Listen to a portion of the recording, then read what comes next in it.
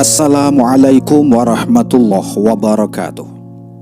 Alhamdulillah, bertemu kembali para sahabatku, para teman-teman yang dimuliakan oleh Allah.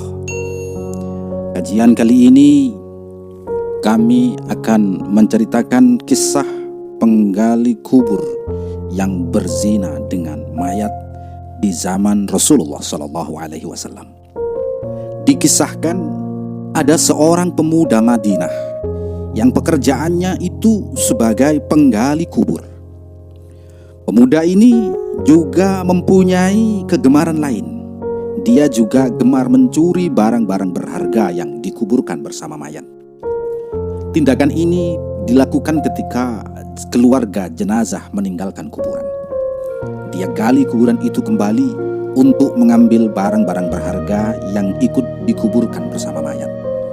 Dia akan mengambil kain kafan mayat jika kain itu dianggap berharga dan kain yang mahal. Pada suatu hari, dia menggali kubur untuk jenazah seorang gadis nan cantik jelita. Begitu suasana sudah sepi dan sudah dikuburkan, ia kemudian menggali kembali kuburan gadis itu. Ia curi, ia ambil kain kafannya. Kemudian matanya nanar, belolok melihat indahnya tubuh mayat sang gadis. Ia pun kemudian melampiaskan syahwatnya kepada mayat tersebut. Usai menggauli mayat itu, pemuda ini sangat gelisah. Ia merasa dikejar-kejar dosa. Ia pun kemudian datang ke masjid Rasulullah SAW di Madinah. Di sana ia ketemu sahabat Sayyidina Umar bin Khattab. Setelah mengucapkan salam kepada Umar, ia bertanya dengan cemas dan hati-hati, "Wahai Umar, apa pendapat Anda jika ada seseorang yang berzina?" Tanya pemuda itu. "Jika dia sudah menikah, ia dihukum rajam sampai mati. Jika ia belum pernah menikah, maka akan dicambuk 100 kali dan diusir dari kampung selama 1 tahun. Jawab Sayyidina Umar sangat tegas. "Terus, lalu bagaimana jika seseorang itu menzinahi mayat dan ia belum menikah?" Tanya pemuda itu sejurus kemudian. Sayyidina Umar pun terdiam. Bulu kuduknya berdiri mendengar pertanyaan pemuda tersebut. "Sungguh keterlaluan. Saya tidak bisa membayangkan sebesar apa dosanya. Siapa gerangan orang yang melakukan perbuatan sekeji itu?" Tanya Umar bin Khattab. "Saya sendiri, wahai Umar. Apakah Allah masih mau mengampuni perbuatanku?" Sang pemuda itu pun mulai bimbang. Sayyidina Umar terdiam. Ia masuk ke dalam masjid dan menangis. Rasulullah SAW yang berada di dalam masjid heran melihat kondisi Umar yang demikian itu. Setelah mengucap salam, Rasulullah SAW bertanya kepada Sayyidina Umar, apa yang membuat dirinya bersedih seperti itu. "Ya Rasulullah, di luar saya menjumpai seorang pemuda yang membuat bulu kuduk saya berdiri dan ia ingin bertobat dari dosanya." Jawab Sayyidina Umar. Lalu kemudian Rasulullah SAW memerintahkan Sayyidina Umar bin Khattab untuk mengajak masuk pemuda tadi. Sang pemuda menangis terseduh-seduh hingga membuat Rasulullah penasaran. "Mengapa engkau menangis, wahai anak muda?" Tanya Rasul. "Aku banyak dosa, ya Rasul. Aku takut jika Allah akan marah kepadaku, ya Rasul." Jawab pemuda itu. "Apakah engkau telah menyekutukan Allah dengan sesuatu? Atau engkau membunuh orang yang tidak bersalah?" Tanya Rasulullah. "Tidak, ya Rasul. Saya tidak pernah melakukan kedua perbuatan itu." Jawab sang pemuda. Rasulullah SAW kemudian berusaha menghibur anak muda itu. "Wahai anak muda, ketahuilah olehmu, Allah akan mengampuni dosamu sekalipun dosamu sebesar 7 kali lipat langit dan bumi.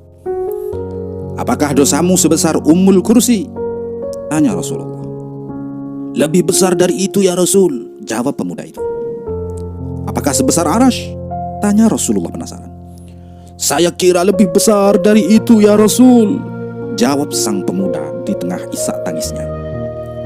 Sebenarnya dosa apa yang kau lakukan, wahai pemuda? Coba kau ceritakan padaku, pinta sang Rasul. Sungguh saya malu untuk mengatakannya, jawab pemuda itu. Jika tidak kamu katakan, maka dosa itu akan tetap membebani jiwamu, bujuk Rasulullah SAW. Pemuda itu terdiam, kepalanya menunduk melihat lantai masjid. Ia mulai memberanikan dirinya untuk mengatakan apa yang telah ia perbuat. 7 tahun saya bekerja sebagai penggali kubur. Suatu saat ada mayat kaum Ansar. Ia masih gadis dan sangat cantik. Secara diam-diam saya menggali kuburannya, lalu kubuka kain kafannya. Awalnya saya ingin meninggalkannya, tetapi syahwat saya bergelora. Maka kulampiaskan syahwatku dengan menzinahi mayat itu sampai puas. Setelah itu saya tinggalkan begitu saja. Beberapa langkah saya hendak pergi meninggalkan kuburan itu. Tiba-tiba mayat itu bangkit dan berkata, "Sungguh celaka engkau, wahai pemuda. Apakah engkau tidak malu kepada Tuhan yang kelak membalasmu di akhirat? Pada saat semua orang dituntut balas, engkau membiarkan aku dalam keadaan telanjang dan berhadas besar di hadapan Tuhanku." Mendengar pengakuan pemuda ini, Rasulullah SAW sangat marah dan seketika itu berdiri dan berkata, "Wahai pemuda fasik, tempatmu memang pantas di neraka. Keluarlah dari tempat ini." Sang pemuda keluar dengan hati yang hancur dan jiwa tak bersemangat. Tak ada harapan baginya untuk mendapatkan pengampunan dari dosanya. Sebenarnya ia ingin bertobat dengan sebenar-benarnya kepada Allah. Dia terus melangkah tanpa tahu arah dan tujuannya. Nabi ingin mendengar petunjuk langsung dari Allah tentang peristiwa yang baru saja beliau dengarkan. Di sisi lain, pemuda itu kemudian pergi menyendiri dalam sebuah goa di gunung. Di sana dia menangis, meminta ampun kepada Allah Subhanahu wa Ta'ala. Dia bersumpah tak akan keluar dari gua sebelum Allah memaafkannya dan menyampaikan ampunan itu lewat Rasulullah SAW. Setelah 40 hari, tubuh dan wajah pemuda itu berubah drastis. Selama di dalam gua, dia hanya bertahan hidup dengan makanan yang dia temukan di dalam gua. Ia berdoa, "Oh Tuhannya Nabi Muhammad, Tuhan Adam dan Hawa, jika aku telah engkau ampuni, sampaikanlah kepada Nabi Muhammad dan para sahabatnya. Namun jika kau menolak taubatku ini, bakarlah aku di dunia dan bebaskan aku dari siksa akhirat. Sungguh saya tidak akan sanggup menerima siksamu di akhirat kelak." Bersamaan dengan itu, kemudian Allah Subhanahu wa Ta'ala mengutus malaikat Jibril untuk menemui Rasulullah SAW. "Wahai Muhammad, Allah menyampaikan salam kepadamu dan Allah bertanya, apakah engkau yang menciptakan makhluk?" Tanya malaikat Jibril. "Allah yang menciptakan diriku dan semua makhluk," jawab Rasulullah. "Apakah engkau yang memberikan rizki kepada mereka?" Tanya Jibril lagi. "Tidak, hanya Allah yang mampu memberikan rizki kepada makhluknya," jawab Rasulullah.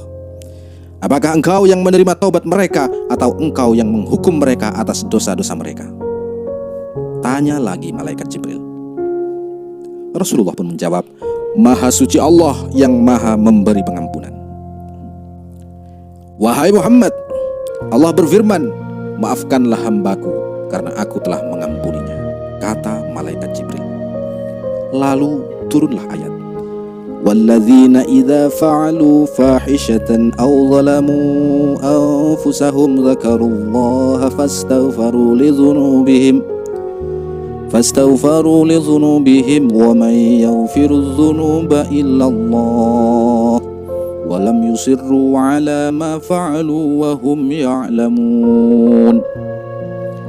Dan juga orang-orang yang apabila mengerjakan perbuatan keji atau menganiaya diri mereka sendiri, mereka ingat akan Allah, lalu memohon ampun terhadap dosa-dosa mereka, dan siapa lagi yang dapat mengampuni dosa selain daripada Allah, dan mereka tidak meneruskan perbuatan kejinya itu sedang mereka mengetahui. Surah Al-Imran ayat 135. Selanjutnya Rasulullah SAW memanggil pemuda tersebut dan memberitahukan bahwa Allah telah mengampuni dosanya dan menerima taubatnya. Tak lama kemudian, pemuda ini meninggal dunia. Demikian kisah ini, semoga menjadi bahan renungan bagi kita semua. Wallahu a'lam bishawab. Wassalamualaikum warahmatullahi wabarakatuh.